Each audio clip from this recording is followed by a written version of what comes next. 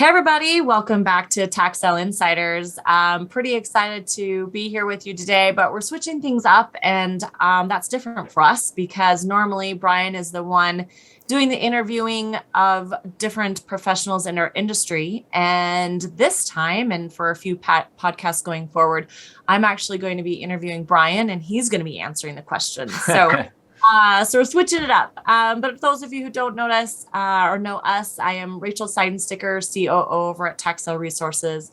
And of course, this is my brother, Brian Seidensticker, and he is our CEO. And I'm excited to tap into his expansive knowledge, not only on his own, but also because of all the people he has interviewed. There's certainly a lot that I know all of you as investors can learn from him. So anyway, Bri, hey, here we are. Look at us. Hey, Rachel. Well, thanks for having me. It's kind of, I think you said it well. It's my experience certainly doesn't come from firsthand, doing this, but I am in a unique position of having interviewed so many attorneys and so many professionals and hearing those stories, and I'm excited to kind of share some of those, going forward. Yeah, excited to do it this way. All right, so let's just get right to it. And the subject this week is about tax deeds, and we're going to go into not just the basics of tax deed, but some really specific what we can learn and what you can teach investors about the tax deed space. But let's start simple. Tell our listeners what the difference is between a tax deed and a tax lien. Well, and tax lien, we'll start with that, is it's a lien on the property. You don't own the real estate. You have no ownership in that deed, right? You have the same interests. I liken it to a micro mortgage, right? The same similar interest as a mechanic's lien or a mortgage on the property. And there's just with those, there's additional steps you'd have to go through in order to recover your right in that property, right? On the other end of the spectrum is the tax deed, right? And that's where you are purchasing, that the deed, you're purchasing right to the property itself, just not just like, but very similar to like a traditional real estate transaction and buying a home, right? So it's the difference between like investing in a position in that property versus investing in the property itself. Yeah, that makes sense. And do you find states choose one or the other, or is there a combination?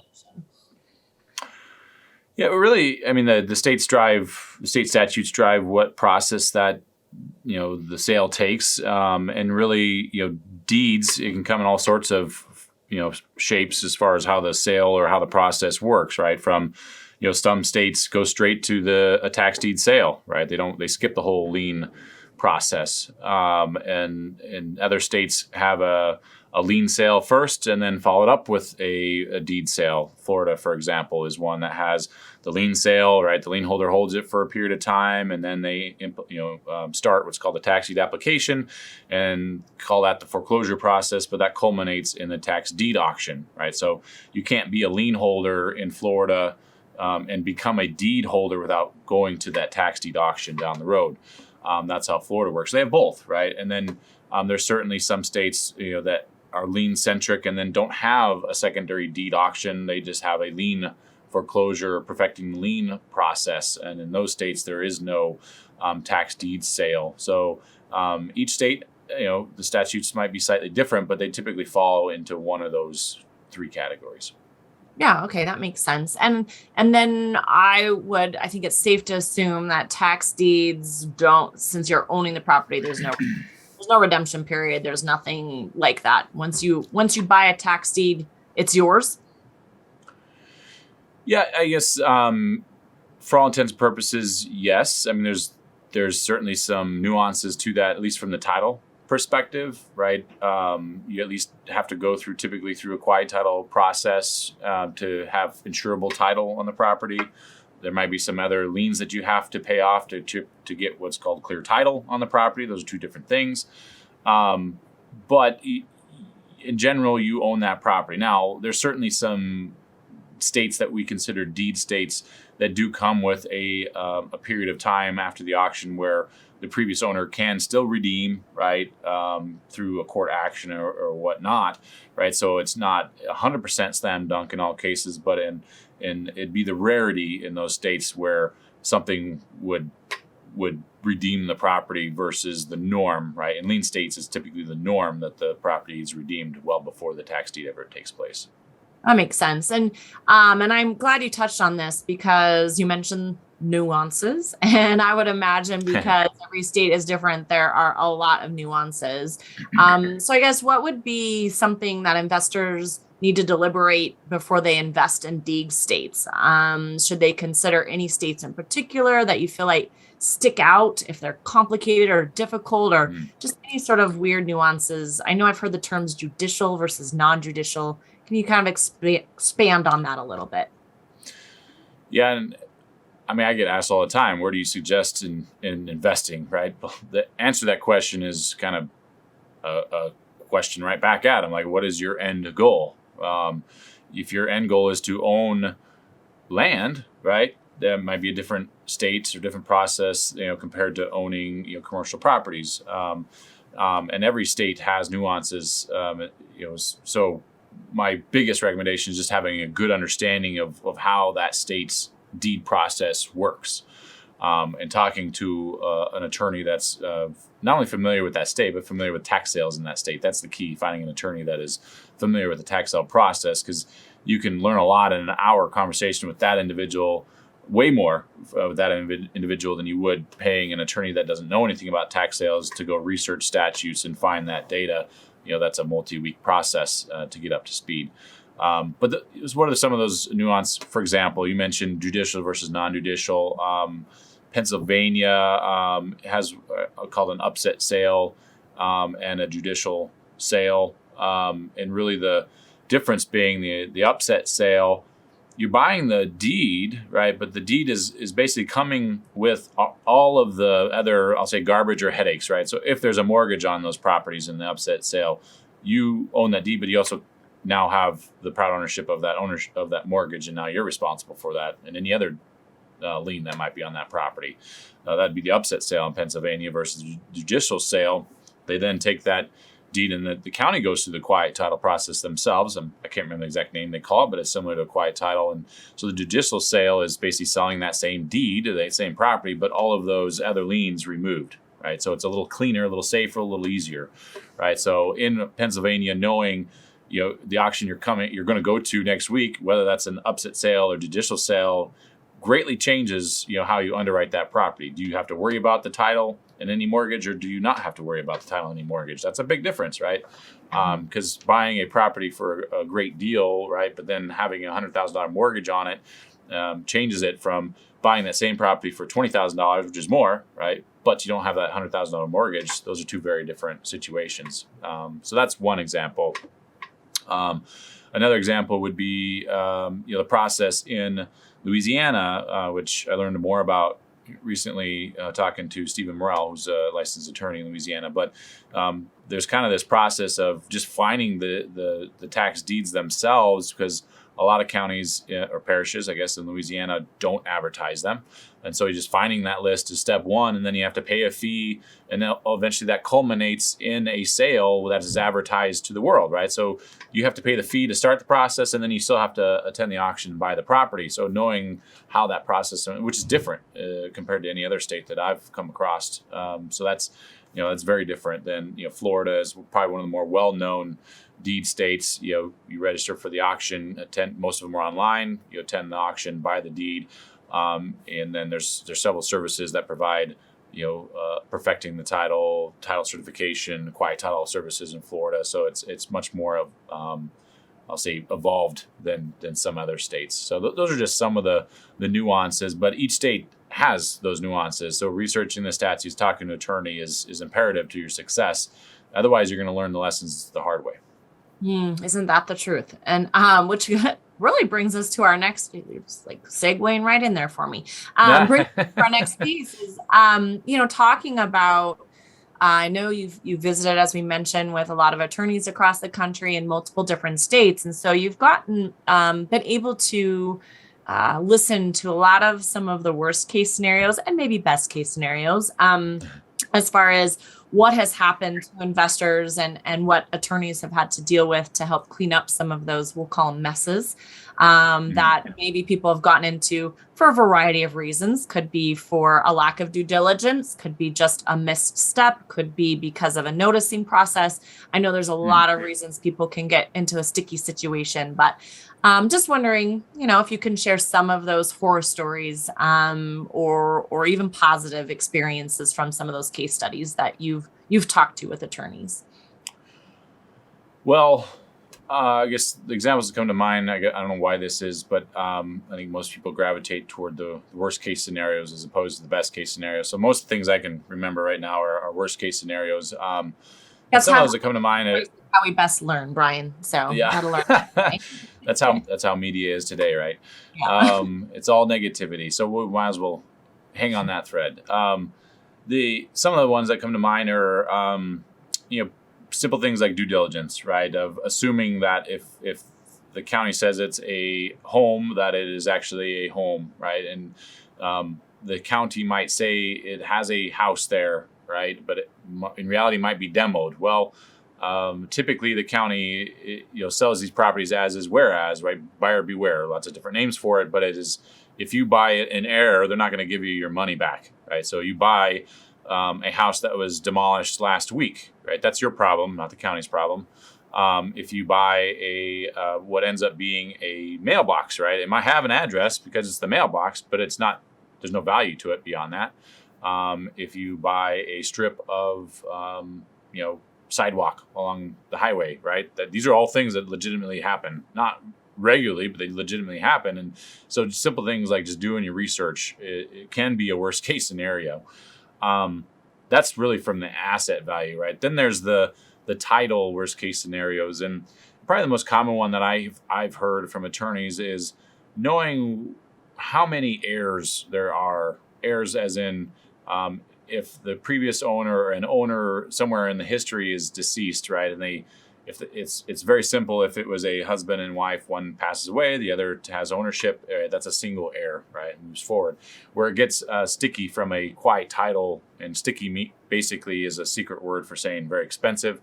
If it gets sticky, then it's where it says et al, or you list like 5 or 10 different owners, right?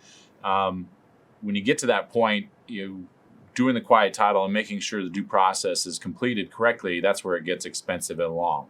Right, so that's where you might have budgeted, let's say $3,000 or $4,000 for that quiet title process, and that can turn into a $20,000, $30,000, $40,000 expensive bill.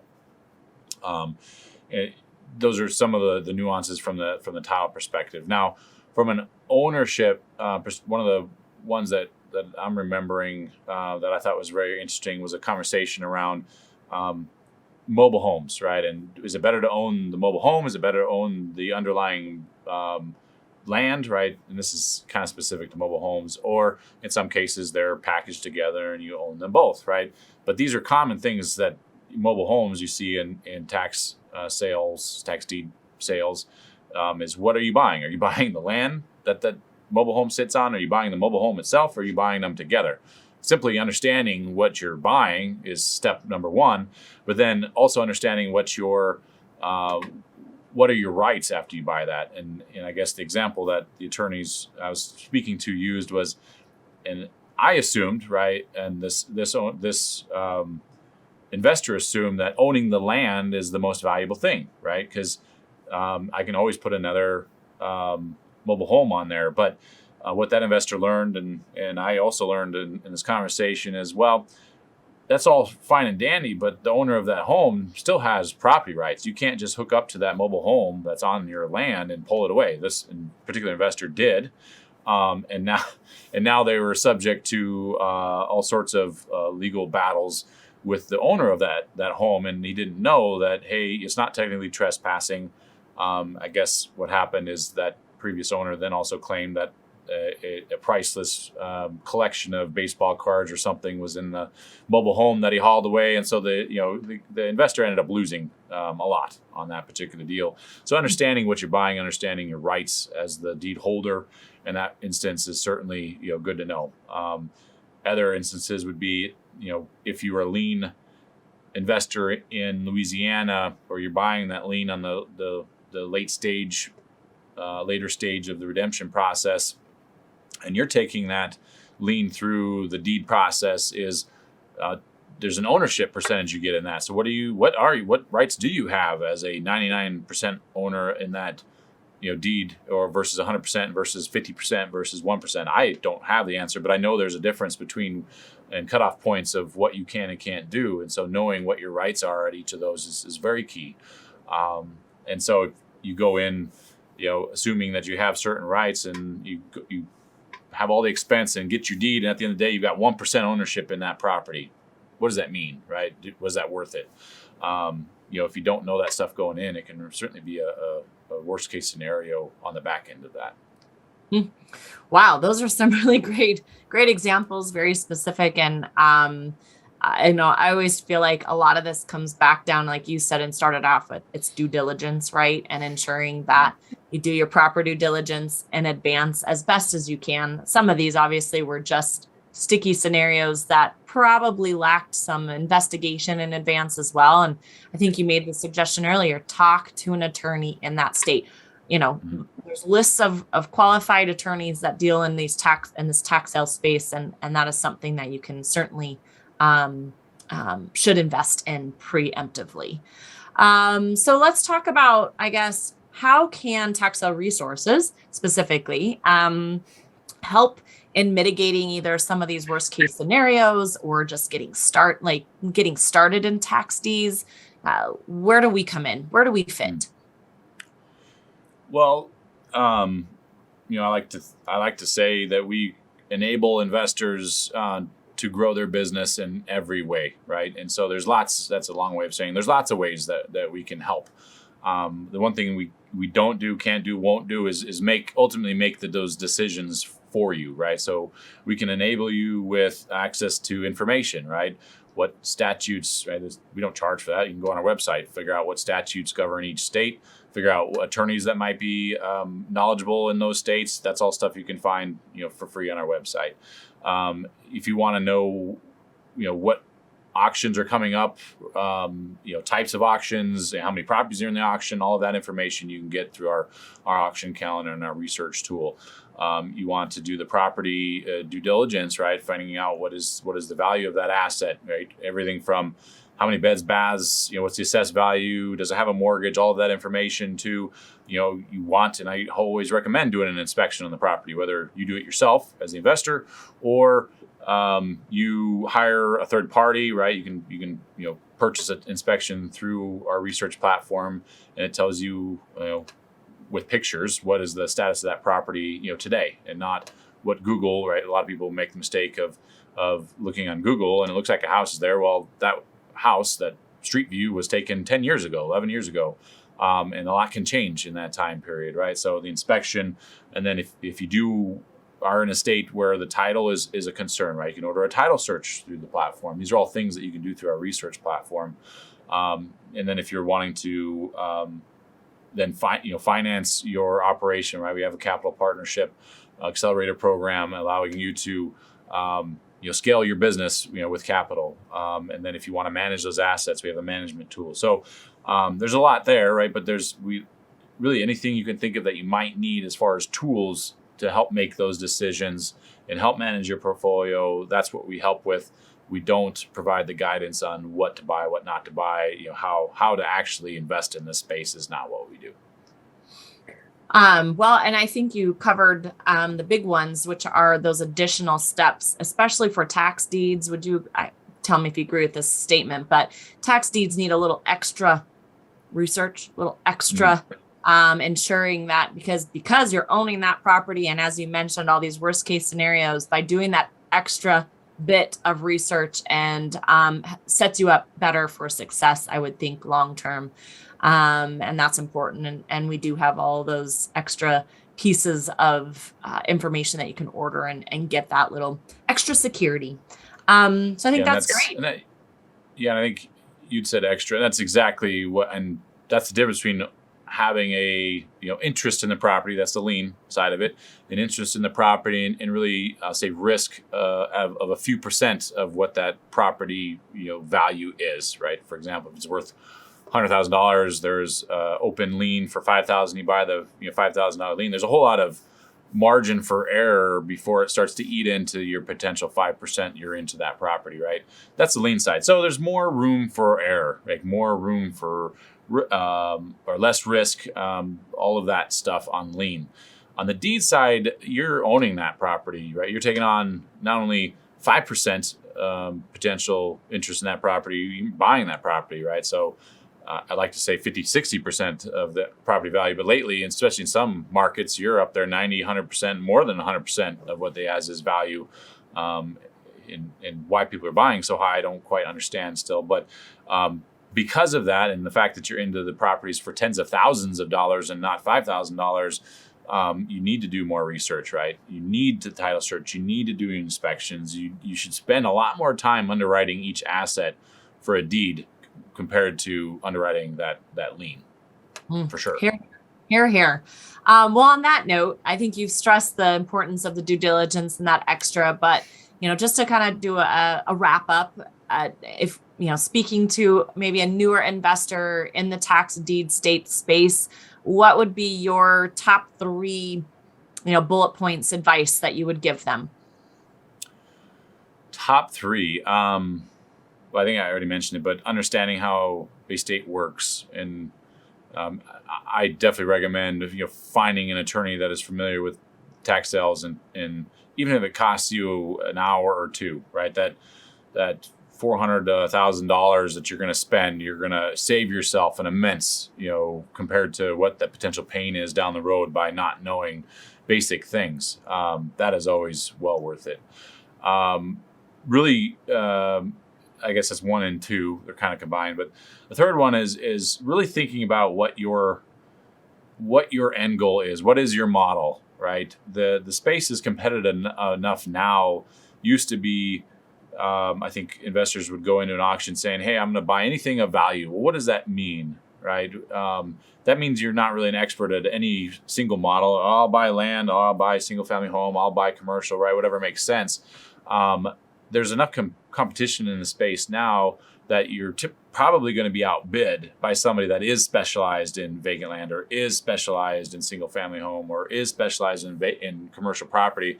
And because of that, they know ways of making money and ways of maximizing revenue, allowing them to bid just a little more than probably you should. And so if you aren't an expert in that space. So really honing in what your model is and what your end goal is critical in order to be successful on the long run. And sorry, I'm going to throw one more in there, but part of you doing your research on what you're looking in your model is kind of the where, right?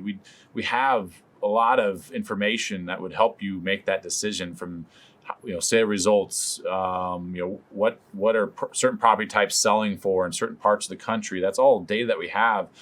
Granted, it does come with a cost, but that's a whole lot less expensive than just placing, $500,000 in a market and then, learning down the road, did I make a right decision or bad decision? If you can learn that same lesson a whole lot faster for a whole lot cheaper, why not, right? So doing additional homework and defining the market along with the model would be my 3/4. So there's 4.